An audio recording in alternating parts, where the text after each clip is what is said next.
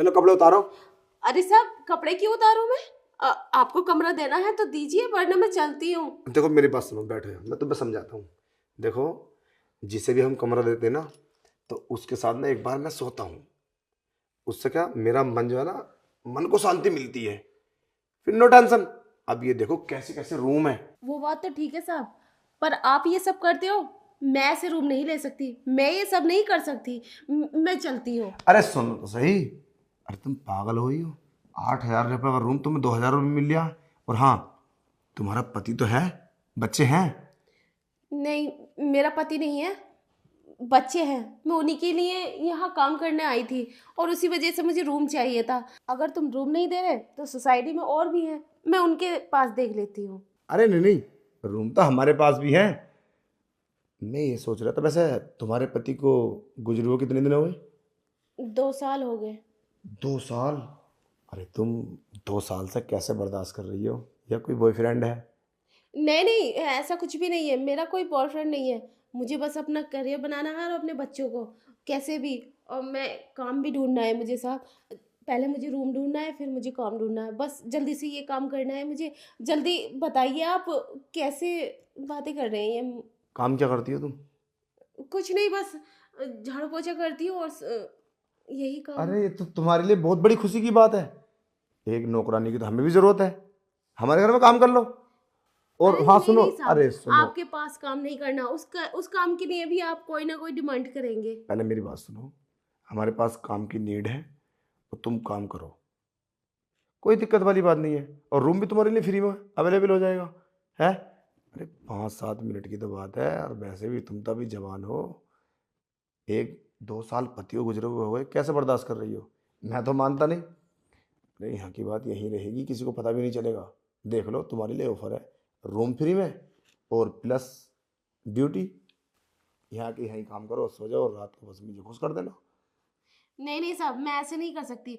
मैं इज्जतदार घर से हूँ और मैं अपनी इज्जत ऐसे नीलाम नहीं कर सकती। मुझे काम करना, मेहनत करना है, बस उसी से मैं अपना गुजारा करूँगी। आप तो बस मुझे जाने पहले दीजिए। मेरी बात सुन लो, तुम्हें बेइज्जती कौन कर रहा है तुम्हारी, है? अरे मैं इज्जत की बात ही तो कर रहा हूँ ये।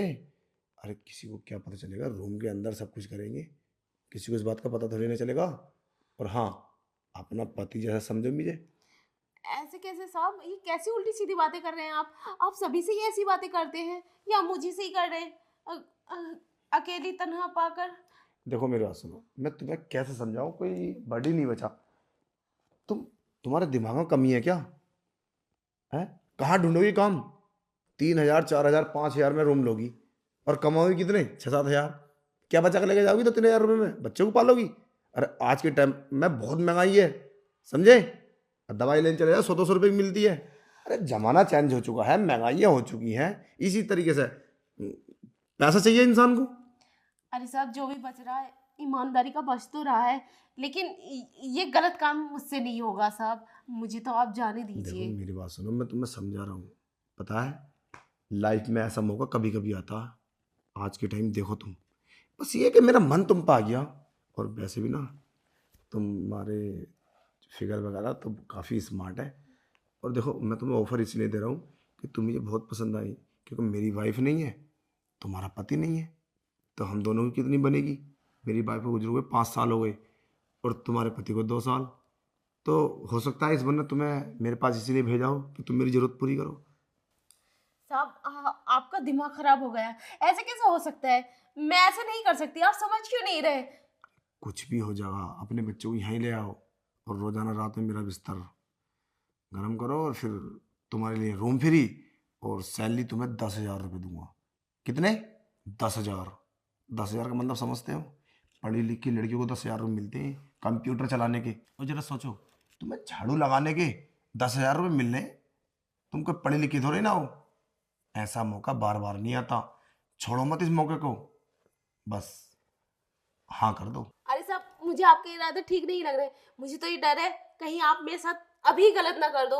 मैं तो जा रही हूँ। अरे सुनो, अरे तुम पागल हो? तुम्हें क्या मैं ऐसा लगता हूँ मैं ये सब करूँगा? अरे वो मैं तुमसे मजाक कर रहा था। मजाक कर रहे थे? हाँ, अब मैं तुम्हें समझाता हूँ ये मजाक किस लिए कर रहा था। तुम्हारे बारे में मुझे पहले ही इन्फॉर्मेशन मिल चुकी है कि तुम्हारा पति को गुजरे हुए 2 साल हो गए, इसीलिए तो मैं तुमसे पूछना चाह रहा था। और तुम्हारे पर 2 बच्चे, समझे?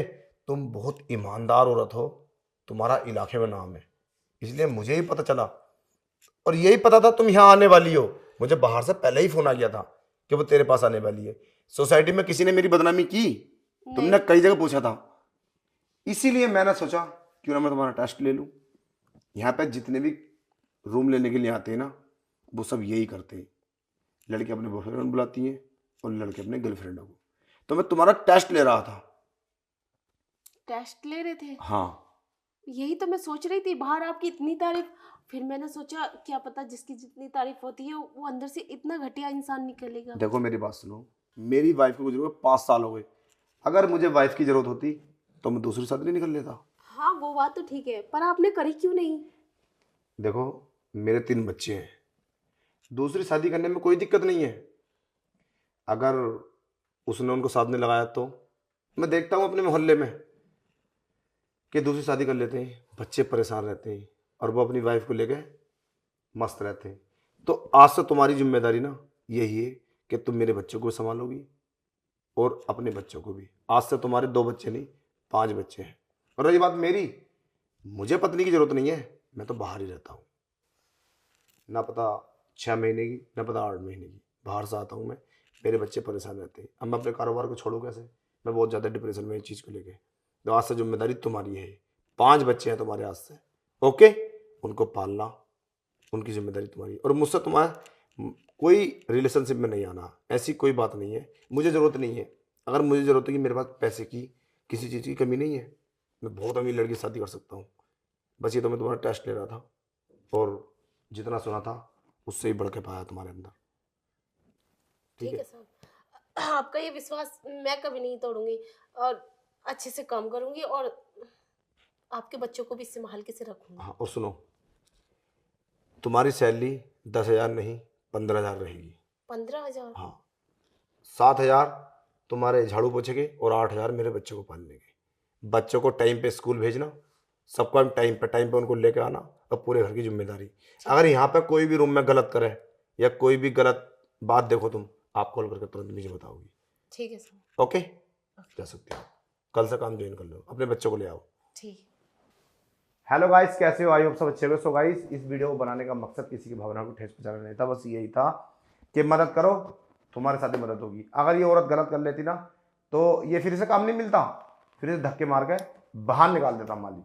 तो इसीलिए इन्हें सबर का इम्तहान करा और अच्छे इरादे थे और अच्छी औरत थी, इसलिए टूटी नहीं, इसीलिए उन्होंने गलत करा नहीं। और देखो आखिर में क्या मिला उसे, सैलरी 15,000 रुपये और घर मिला और मालिक बन गई। तो इसलिए यार दिमाग में सोच अच्छी रखो, गलत मत।